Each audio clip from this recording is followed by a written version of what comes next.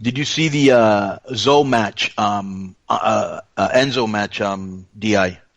I'm gonna go back and watch some of this stuff because I was like watching some of it during the game. But here's I'll just tell you what I watched. Okay. I watched like for 6 minutes, 7 minutes straight that spot where they where Kurt Angle got taken out of the ring in the main event. Yeah. Right. And they were just like standing around and beating down Rollins and Ambrose. Right. Yeah, they beat the for shit. like just a way too long period of time. Yeah, and you knew he was coming back. I think it was at halftime. Yeah. The thing, and I was thinking, like, boy, this is like, this is a really terrible thing to be putting on a halftime. Because if somebody turned on the network right now, this looks awful. You know what I'm saying? So Dean Ambrose had a tough night, man. If you saw Conan, some of those spots, table bumps and stuff that didn't go the way they should.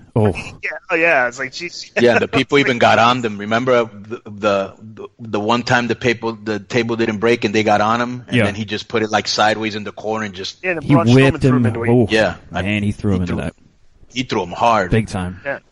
And then up on the stage, the power bomb, or the choke slam. Kane, I guess he shorted him. So the only thing that hit the table was the back of his head. It was just they screwed it up. Oh, it's like you had all this time to do a spot and they screwed the spot up. I know.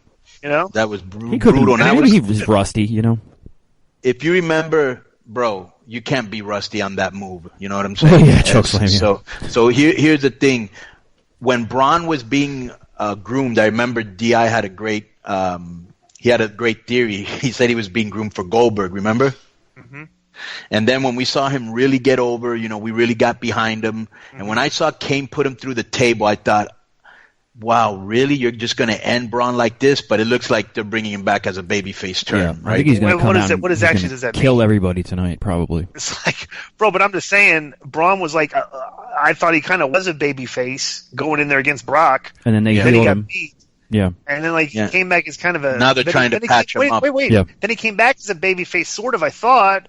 Right. And then he against was a the heel Shield. because he's joining with the Five Guys. Right. Yeah. And they never...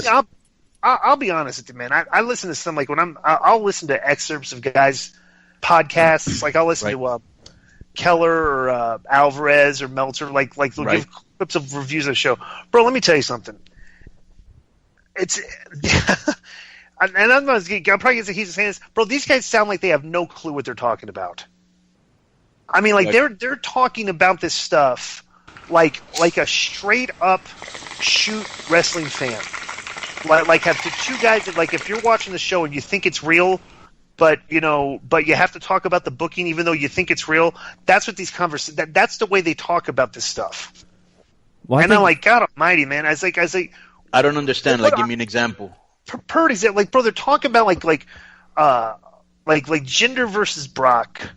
Who should go over? The reasons the guy should go over. The stuff, and I'm thinking about this and I was just thinking about, like, God Almighty, I can't believe, like, guys like this have, like, as much of an audience, and that people that listen to that, when you have guys like me and you that, like, have actually booked, actually been in the ring, actually, like we've done so much stuff in professional wrestling.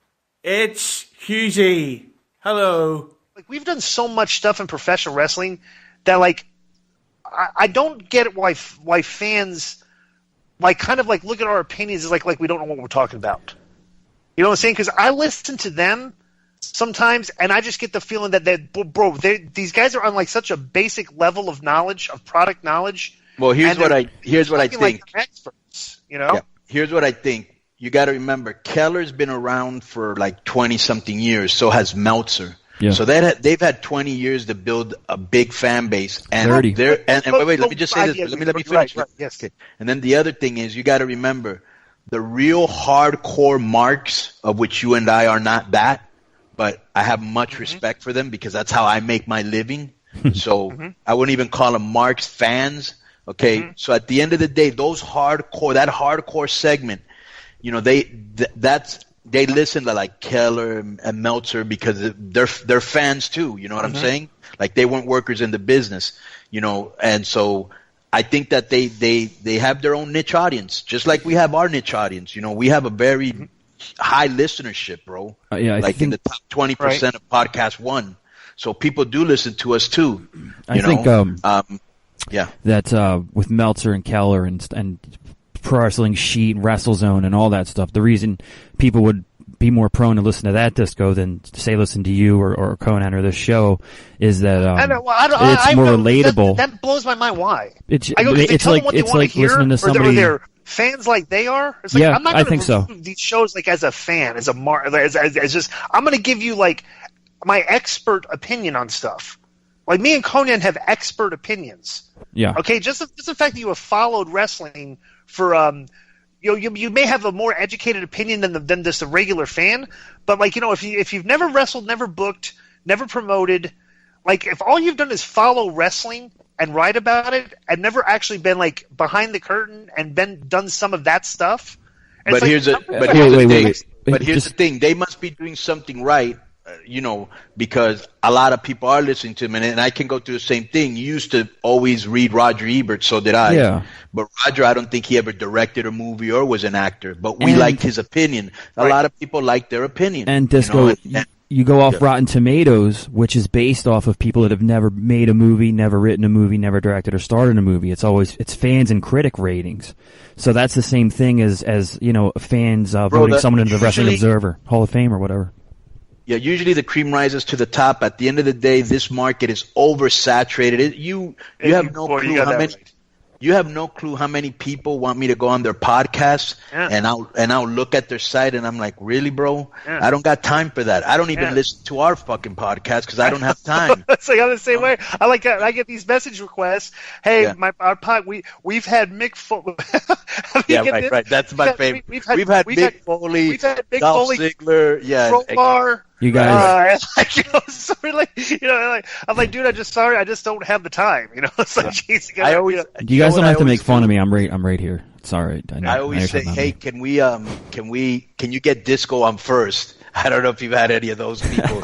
That's it. I will say this, Joe. I will never be doing another Creative Control podcast. Whoa, why? What happened? Just because it happens. I do too many of these. We did 3.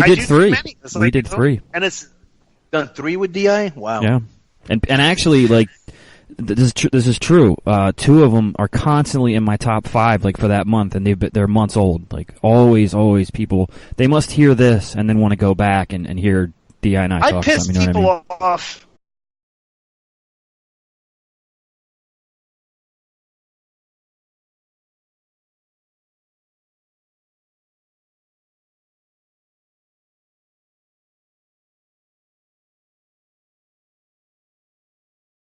I think there's a lot of people that respect what I have to say, and I think there's a definite people out there that just get so aggravated at what I say they got to hear it just to get pissed off.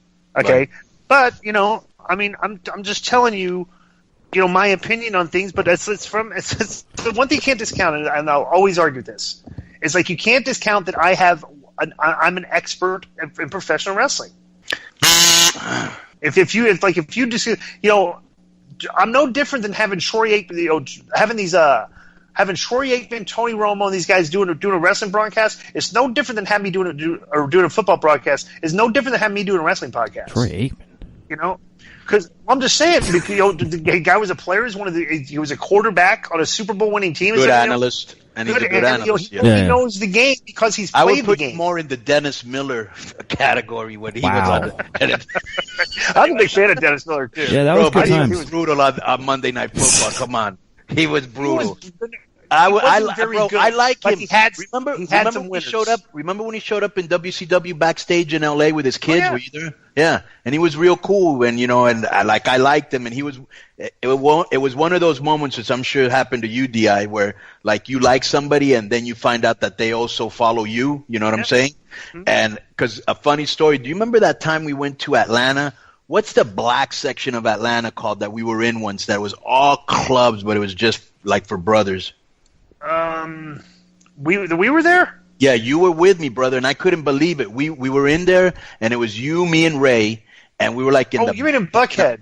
Was it Buckhead? That what it was, Buckhead? Maybe it was Buckhead at the time, yeah. Yeah, there were a lot of clubs, but like in this one, Buckhead, right. all black clubs, black clubs, okay? Mm-hmm. And we went in there, brother, and it was hilarious because everybody definitely, they knew who I was because my gimmick is geared towards that segment, but everybody knew who you were. Remember? That was hilarious. All the what's up, Disco? How you doing, baby? Yeah. Got a lot of love. That's right. Yeah.